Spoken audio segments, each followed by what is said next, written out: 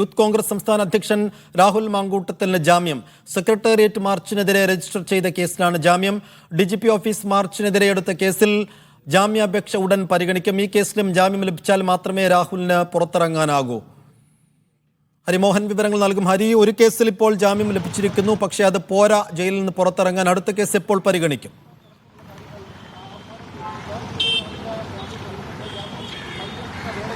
സൈഫുദ്ദീൻ, അത് പോരാ എന്ന് പറയുമ്പോൾ പോലും നമ്മൾ കാണേണ്ടുന്ന ഒരു കാര്യം, ഏറ്റവും പ്രധാനപ്പെട്ട അല്ലെങ്കിൽ ജാമ്യം ലഭിക്കാൻ ഏറ്റവും ബുദ്ധിമുട്ടുണ്ടായിരുന്ന കേസ് സെക്രട്ടേറിയറ്റ് മാർച്ചിനെതിരെ രജിസ്റ്റർ ചെയ്ത, അതായത് 22-ാം തീയതി വരെ രാഹുൽ മാങ്കൂട്ടത്തിലിനെ റിമാൻഡ് ചെയ്തിട്ടുള്ള ആ കേസായിരുന്നു. ആ കേസിലാണ് ഇപ്പോൾ രാഹുൽ മാങ്കൂട്ടത്തിലിന് ജാമ്യം ലഭിച്ചിരിക്കുന്നത്. ഈ കേസിലായിരുന്നു പൊതുമുതൽ നശിപ്പിക്കൽ, പോലീസിനെ ആക്രമിക്കൽ അടക്കമുള്ള കുറ്റങ്ങളൊക്കെ തന്നെ ചുമത്തിയിരുന്നത്. അതിനാൽ തന്നെ ആ കേസിൽ ജാമ്യം ലഭിക്കുക എന്ന് പറയുന്നത് ശ്രമകരമായ ഒരു ദൗത്യമായിരുന്നു. അത് പ്രതിഭാഗം പൂർത്തിയാക്കിയിരിക്കുകയാണ്. രാഹുൽ മാങ്കൂട്ടത്തിലിന് തിരുവനന്തപുരം ജില്ലാ സെഷൻസ് കോടതി ജാമ്യം അനുവദിച്ചിരിക്കുന്നു എന്നതാണ് ഏറ്റവും പ്രധാനപ്പെട്ട വാർത്ത. പക്ഷേ രാഹുലിന് ജയിലിൽ ഇറങ്ങാൻ അല്പം കൂടി കാത്തിരിക്കേണ്ടി വരും. ഡിജിപി ഓഫീസ് മാർച്ചിനെതിരെ രജിസ്റ്റർ ചെയ്ത കേസിൽ രാഹുലിന്റെ ഫോർമൽ അറസ്റ്റ് കഴിഞ്ഞ ദിവസം രേഖപ്പെടുത്തിയിരുന്നു. ഈ കേസിലെ ജാമ്യാപേക്ഷ ACJM കോടതി പരിഗണിക്കുന്നുണ്ട്. ആ കോടതി ഇതിൽ ജാമ്യം നൽകി കഴിഞ്ഞാൽ മാത്രമാണ് രാഹുലിന് പൂർണ്ണമായി ജയിലിൽ നിന്ന് പുറത്തിറങ്ങാൻ കഴിയുകയുള്ളൂ എന്നതാണ് പ്രധാനപ്പെട്ട കാര്യം. നേരത്തെ ഇന്ന് ഉച്ചയ്ക്ക് മുമ്പ് ഈ കേസ് സെക്രട്ടേറിയറ്റ് മാർച്ചിനെതിരെ രജിസ്റ്റർ ചെയ്ത കേസ് കോടതി പരിഗണിച്ചിരുന്നു. ഇതിൽ നൽകിയ ജാമ്യാപേക്ഷ അംഗീകരിക്കരുത് എന്നുള്ള വാദമായിരുന്നു പ്രോസിക്യൂഷൻ ഉന്നയിച്ചത്. അതിൽ പ്രധാനമായിട്ടുള്ള കാരണമായി അവർ പറഞ്ഞിരുന്നത്, രാഹുലിനെ ഇനിയും കസ്റ്റഡിയിൽ ലഭിക്കേണ്ടതുണ്ട്. രാഹുലിനെ കസ്റ്റഡിയിലെടുത്ത് ചോദ്യം ചെയ്ത ശേഷം കൂടുതൽ ആളുകളിലേക്ക്, അതായത് കൂടുതൽ പ്രതികളെ കണ്ടെത്തേണ്ടതുണ്ട്. അതിനുവേണ്ടി രാഹുലിനെ ചോദ്യം ചെയ്യണമെന്നുള്ള ഒരു ആവശ്യമായിരുന്നു പ്രോസിക്യൂഷൻ ഉന്നയിച്ചത്. പക്ഷേ പ്രതിഭാഗം വാദിച്ചത്, നേരത്തെ 9-ാം തീയതി രാഹുലിനെ റിമാൻഡ് ചെയ്യുന്ന സമയത്ത് രാഹുലിനെ കസ്റ്റഡിയിൽ വേണം എന്നുള്ളൊരു ആവശ്യം പ്രോസിക്യൂഷൻ ഉന്നയിച്ചിരുന്നില്ല. ഇപ്പോൾ ഉന്നയിച്ചിരിക്കുന്നത് ദുരൂഹതയുണ്ട്. അത് രാഹുലിനെ ജയിലിൽ തന്നെ നിർത്താൻ വേണ്ടി ഉള്ള ഒരു ശ്രമത്തിന്റെ ഭാഗമാണ്, രാഷ്ട്രീയ പ്രേരിതമാണ് കേസ് എന്നുള്ളൊരു വാദമാണ് പ്രതിഭാഗം ഉന്നയിച്ചത്. മാത്രമല്ല, നേരത്തെ രാഹുലിനെ വീട്ടിൽ നിന്ന് കസ്റ്റഡിയിൽ എടുക്കുന്ന സമയത്ത് പാലിക്കേണ്ട നടപടിക്രമങ്ങളൊന്നും തന്നെ തിരുവനന്തപുരം കന്റോൺമെന്റ് പോലീസ് പൂർത്തിയാക്കിയിരുന്നില്ല. അതിലേറ്റവും പ്രധാനപ്പെട്ടത് CRPC 41A നോട്ടീസ് നൽകിയതുമായി ബന്ധപ്പെട്ട കാര്യമാണ്. ഈ നോട്ടീസ് നൽകി രാഹുലിനോട് സ്റ്റേഷനിൽ ഹാജരാകണമെന്ന് മാത്രമാണ് ഒരു ഘട്ടത്തിൽ പോലീസ് ആവശ്യപ്പെട്ടിരുന്നത്.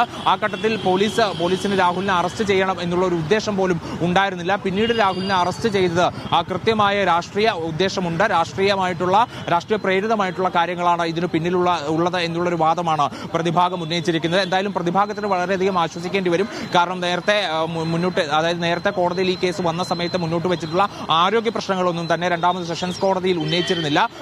തികച്ചും സാങ്കേതികമായ നടപടിക്രമങ്ങളെക്കുറിച്ചും ഈ കേസിന്റെ മെറിറ്റിനെ കുറിച്ചുമാണ് പ്രതിഭാഗം വാദിച്ചത്. അതുകൊണ്ട് തന്നെ ഈ കോടതി ഇതിൽ ജാമ്യം നൽകിയതിൽ പ്രതിഭാഗത്തിന് വലിയൊരു ആശ്വാസമുണ്ട്. പക്ഷേ DGP ഓഫീസ് മാർച്ചിനെതിരെ എടുത്ത കേസിൽ കൂടി ജാമ്യം ലഭിച്ചാൽ മാത്രമേ രാഹുലിന് പൂർണ്ണമായി പുറത്തിറങ്ങാൻ കഴിയുകയുള്ളൂ എന്നൊരു പ്രത്യേകത കൂടി. സെക്രട്ടേറിയറ്റ് മാർച്ച് കേസ് കുറെ കൂടി ഗൗരവമുള്ളതായിരുന്നു. അതിലിപ്പോ ജാമ്യം ലഭിച്ചതിനാൽ തന്നെ ഇനി DGP ഓഫീസ് മാർച്ച് കുറെ കൂടി ഗൗരവം കുറഞ്ഞതിനാൽ എത്ര കണ്ട് പ്രതീക്ഷയുണ്ട് രാഹുലിനും അഭിഭാഷകർക്കുമൊക്കെ ആ കേസിൽ കൂടി ജാമ്യം ലഭിക്കുമെന്ന്?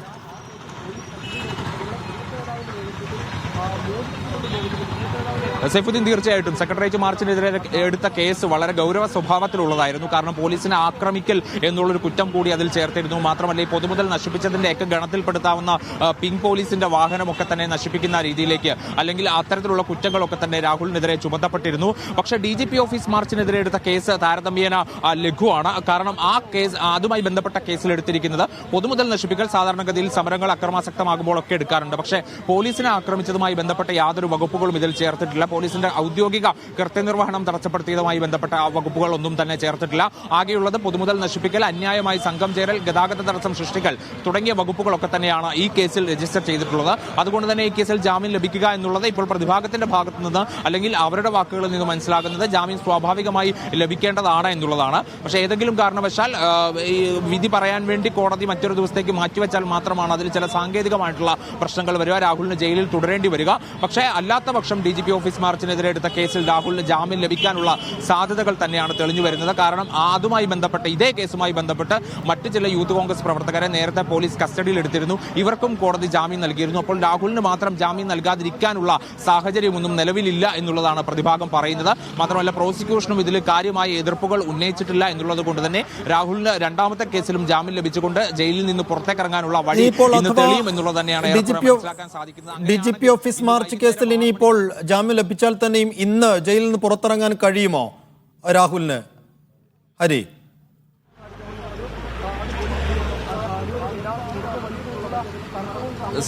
സൈഫുദ്ദീൻ, അതിൽ സാങ്കേതികമായ നടപടിക്രമങ്ങളുടെ താമസം മാത്രമേ ഉള്ളൂ. ഓർഡർ ലഭിക്കണം. ഓർഡർ ലഭിച്ചതിന് ശേഷം ആ ഓർഡർ ജയിലിലേക്ക് കൊണ്ടുപോകണം.